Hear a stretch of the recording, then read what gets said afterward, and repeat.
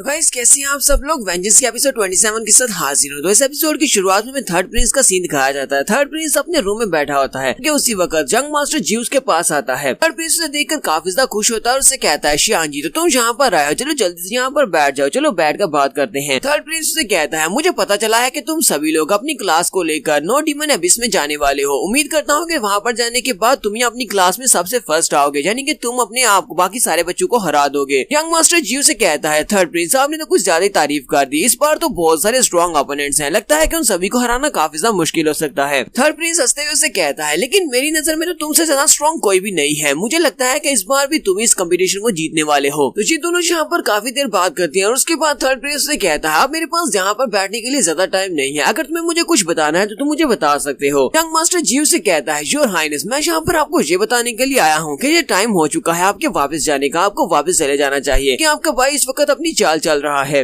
कोई भी यहाँ पर आपस में इस तरह की गॉसिप ना कर सके, इसी वजह से आपको डायनेस्टी में से निकाला गया था। थर्ड प्रिंस उसे कहता है, मैं यहाँ पर उनकी मर्जी से नहीं निकला बल्कि मैं अपनी मर्जी से यहाँ पर आया हूँ, क्योंकि मुझे लगता है कि इन सभी की आपस की लड़ाई की वजह से मुझे यहाँ पर काफी सारा फायदा हो सकता है। अब मुझे ये बताओ कि तुम्हें क्या लगता है कि मुझे इस वक्त कहाँ पर होना चाहिए। यंग मास्टर जीव से कहता है, मुझे लगता है कि आपको इस वक्त नॉर्थ की तरफ होना चाहिए। थर्ड प्रिंस उसे कहता है, ठीक है फिर मैं तुम्हारी एडवाइस को यहाँ पर मान लेता हूँ और अभी से मैं नॉर्थ की तरफ निकल जाता हूँ। फिर साथ ही थर्ड प्रिंस उठकर खड़ा हो जाता है और उसे कहता है, शयान जी क्यों ना तुम मेरे साथ चलो, मेरे साथ जा सकते हो, पर इस रॉयल अकेडमी में ज्यादा कुछ नहीं है जो तुम सीख सकते हो। यंग मास्टर जीव से कहता है, थर्ड प्रिंस आपकी ऑफर का बहुत बहुत शुक्रिया, लेकिन मैं आपके साथ तो बिल्कुल भी नहीं जा सकता, क्योंकि अगर मैं अभी आपके साथ जाऊंगा तो मेरी जीव फैमिली क्योंकि दोनों प्रिंस के निशाने पर आ जाएगी, वो दोनों मेरी फैमिली को नुकसान पहुंचा सकते हैं। थर्ड प्रिंस से कहता है, हाँ शिपान तो वाकई में सच है कि मेरे दोनों भाई तुम्हारी फैमिली को नुकसान पहुंचा सकते हैं, मैं नहीं चाहता कि तुम्हारी फैमिली को नुकसान पहुंचे। तुम्हारी फैमिली मेरी माँ की फैमिली है, मेरी माँ जो थी वो जी फैमिली से थी, हमारी माँ ने हमारी बहुत ज्यादा मदद की थी, हमारी फैमिली की मदद की थी, जिसकी वजह से हमें काफी ज्यादा सपोर्ट मिली। इतना मैं चाहता हूँ कि तुम सीटू लियान के साथ शादी करो, अगर तुम सीटू लियान से शादी करने में कामयाब रहते हो फिर तुम्हारी बहुत ज्यादा मदद हो जाएगी, क्योंकि सीटू फैमिली की जो एल्डर है वो इस वक्त अकेडमी के डीन है, अगर वो हमारी बैक में आ जाए तो फिर हमारी पावर काफी ज्यादा बढ़ेगी। और रही बात याओ जुई की, तो मैं चाहता हूँ कि याओ जुई को नो डिमन एबिस में ही मार दिया जाए, नो डिमन एबिस से वो जिंदा वापस नहीं आना चाहिए, क्योंकि वहाँ पर किसी को मारना ये सबसे ज्यादा परफेक्ट प्लेस है, वहाँ पर अगर कोई मर भी जाता है तो किसी को फर्क नहीं पड़ता। मास्टर जीव से कहता है, ठीक है योर हाइनेस मुझे अच्छी तरह से पता है कि मुझे वहाँ पर क्या करना है, इस बार नो डिमन एबिस से वो लड़का जिंदा वापस नहीं आएगा। नेक्स्ट सीन में प्रिंस बॉरलॉक का दिखाया जाता है। प्रिंस बॉरलॉक अपने कोर्टयार्ड में खड़ा होता है, जबकि उसी वक्त उसके पास एक बंदा आता है, तो उस बंदे का नाम पोरोस होता है, वो उसका अपना ही बंदा होता है। वो उसे कहता है, पोरोस जल्दी से यहाँ पर आ, मुझे तुमसे कुछ कहना है। पोरोस से कहता है, कल तुम्हें प्रिंसेस के साथ जाना होगा, तुम्हें प्रिंसेस के साथ नो डिमन एबिस में जाना होगा। वहाँ पर जाने के बाद उन सभी लोगों को सीक्रेटली मार डाला जिन लोगों ने मुझे और मेरी बहन को ऑफेंड किया था, उन सभी में से कोई एक भी जिंदा नहीं बचना चाहिए। और उससे कहता है, ठीक है सर, जैसा आपने कहा बिल्कुल वैसा ही होगा। फिर साथ ही बॉरलॉक सोच रहा था, उम्मीद करता हूँ कि फ्यूचर का जो क्राउन प्रिंस है वो अपने अल्फाज पर पूरा उतरेगा, उसने मुझे वादा किया था कि वो याओ जुई को मारने में मेरी मदद करेगा। सीन में याओ जुई के रूम का दिखाया जाता है। याओ जुई के रूम में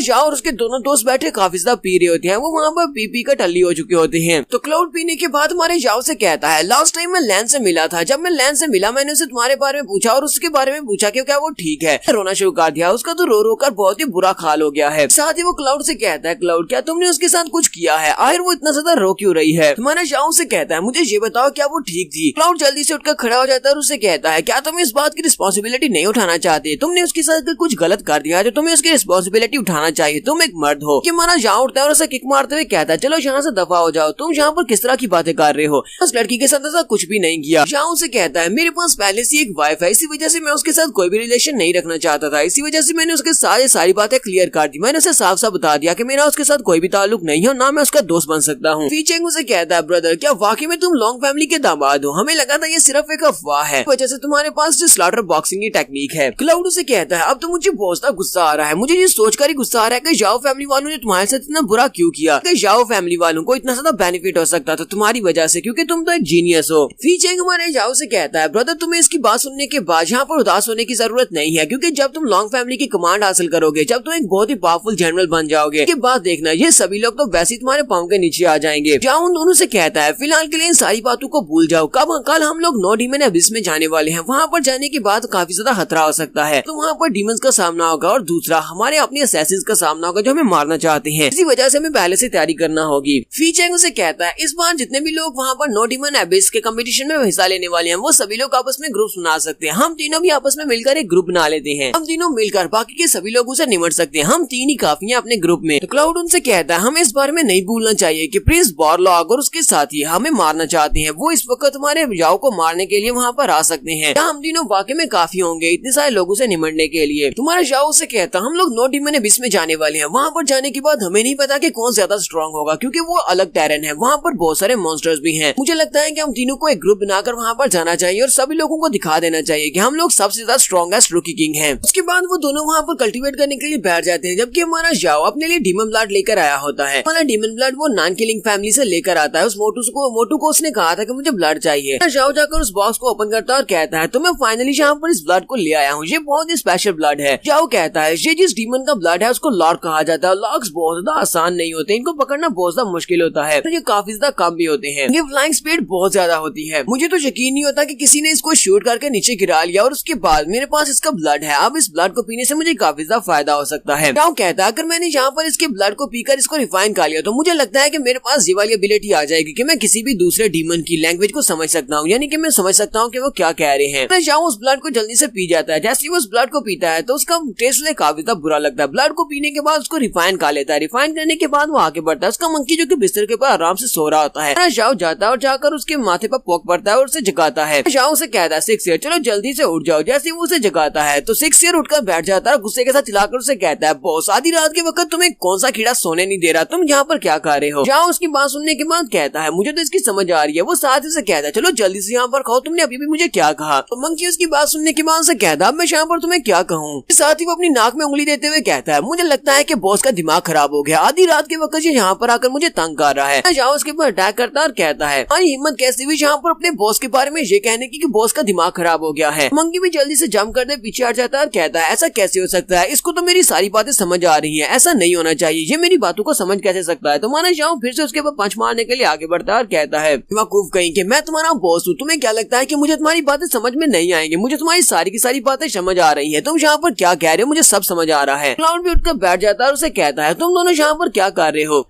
तो क्लाउड से कहता है ब्रो तुम ये मंकी के साथ क्या कर रहे हो। हमारे जाओ ने मंकी को पकड़ा होता है जबकि मंकी की उंगली उसकी नाक के अंदर होती है। इसी के साथ ही मंकी हमारे जाओ के ऊपर अटैक करता है। फिर साथ ही वो अपने दोनों हाथों के साथ अपनी दोनों मिडिल फिंगर्स निकालता है और हमारे क्लाउड को दिखाता है। क्लाउड को इस बात से गुस्सा आ जाता है। क्लाउड कहता है लगता है कि तुम यहाँ पर मुझे चैलेंज करना चाहते हो लिटिल मंकी, चलो जल्दी से आ जाओ हम दोनों यहाँ पर फाइट करते हैं। साथ ही वो उसे एक मार्शल आर्टिस्ट की तरह इशारा करते हुए अपनी तरफ बुलाता है और कहता है मैं तुमसे फाइट करने के लिए सिर्फ और सिर्फ एक ही हाथ को यूज करूंगा क्योंकि तुम एक मंकी हो, इसी वजह से। ये देखने के बाद जाओ और मंकी दोनों ही वहाँ पर हैरान होते हैं कि ये यहाँ पर बेवकूफ की तरह क्या हरकत कर रहा है। इसी के साथ ही मंकी फिर से हमारे जाओ के मुंह पर बाइट करने की कोशिश करता है तो हमारा जाओ उसको छोड़ देता है, जिसकी वजह से मंकी जल्दी से जंप करते हुए क्लाउड की तरफ आगे बढ़ता है। क्योंकि दूसरी तरफ से क्लाउड भी अपने हाथ के ऊपर अपने पावर्स को रिलीज करता है। तो ये दोनों ही यहाँ पर एक दूसरे की तरफ घूर घूर कर देख रहे होते हैं। दोनों एक दूसरे के ऊपर अटैक करने लगे हैं। क्लाउड बेचारा तो उसके ऊपर अटैक नहीं कर पाता, जबकि मंकी बड़ी स्पीड के साथ उसके बेल्ट को उतार कर पीछे की तरफ निकल जाता है। वो उसकी बेल्ट को लेकर पीछे की तरफ निकलता है। उसी वक्त हमारे क्लाउड की पैंट उतर जाती है। देखकर क्लाउड एक जबरदस्त चीख मारता है और कहता है बेवकूफ बंदर कहेंगे ये तुमने क्या कर दिया। कि वो पीछे की तरफ घूमता है तो मंकी वहाँ पर अपने हाथ में उसका बेल्ट लेकर हंस रहा होता है। वो जल्दी से गुस्से के साथ पीछे की तरफ मुड़ता है। जैसे वो पीछे की तरफ मुड़ता है उसी वक्त उसका पाँव मुड़ जाता है और वहीं पर नीचे गिर जाता है। वो